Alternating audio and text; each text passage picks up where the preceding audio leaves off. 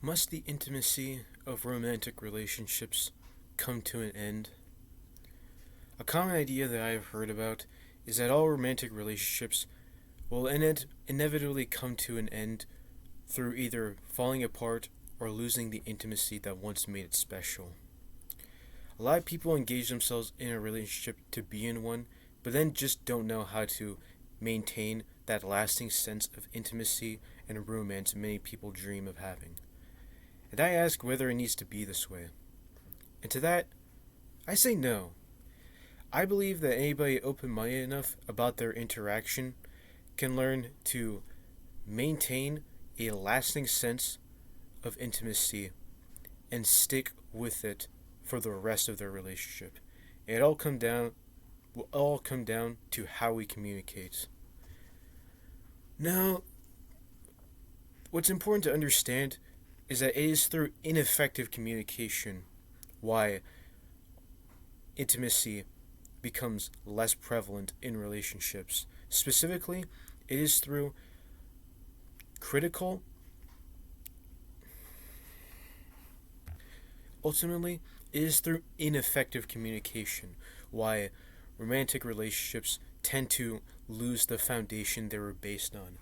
This comes from either a lack of communication or poor communication that results in very defensive climates. Now, what I want to mention first is that it is a lack of communication that causes the foundation of relationships to fall apart. This should be obvious, since nobody likes the feeling of being ignored, but a lot of people do so anyway, likely out of the fact that there are other stuff to manage. Michael Frakowiak and others, in a 2014 article from Springer Nature, states studies report that the experience of being snubbed due to a mobile phone may be associated with a heightened emotional state. Page 1836.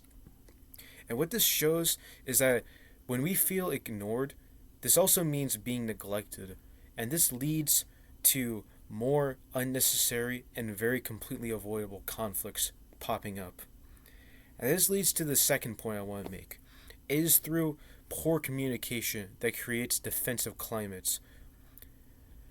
Now, what I mean to say here is that when you evaluate somebody in a very critical way to put them down, that just hurts the relationship. In Chapter 7 of Communication Mosaics, Wood states that we tend to feel defensive when others evaluate us, particularly when they evaluate us negatively. Page 389.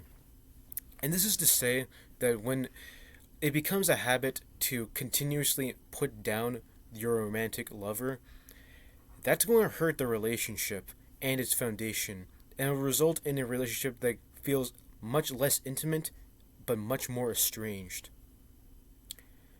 So ultimately, it is the result of ineffective communication why relationships tend to become stale or the relationships fall apart.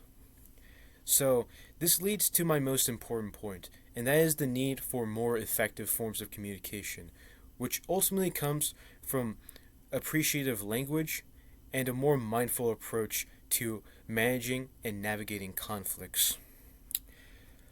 And when it comes to appreciative language, what this means is showing a sense of congratulation to the partner for virtues or strengths that are natural to them. And although it may sound incredibly small, by doing this simple thing, you do the inverse of what critical evaluations do, and that is build on the foundation and make it feel much more special and more beneficial for both parties to remain a part of.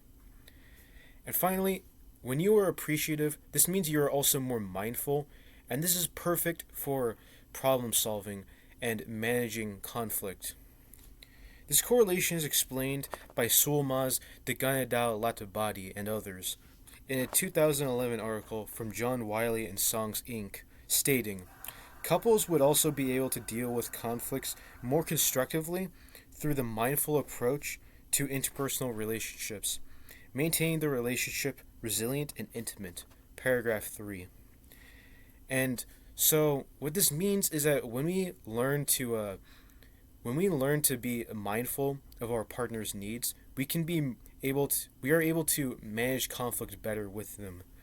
Daniel Shanji highlights this in a 2023 article about interracial couples from the National Council on Family Relations, stating, regular and effective communication allows interracial couples to develop a common language and a shared system of values and beliefs.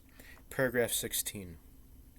Now, everything I've just stated here also applies to those not engaged in a romantic relationship but wanting to be in one. Because ultimately, if we want to be in a romantic relationship, it's also important that we understand better how to communicate in a way that is beneficial to it in the long term. This means approaching communication that shows the values of the partner but also avoids demeaning communication. And if we do this, we can all have good relationships. Thank you.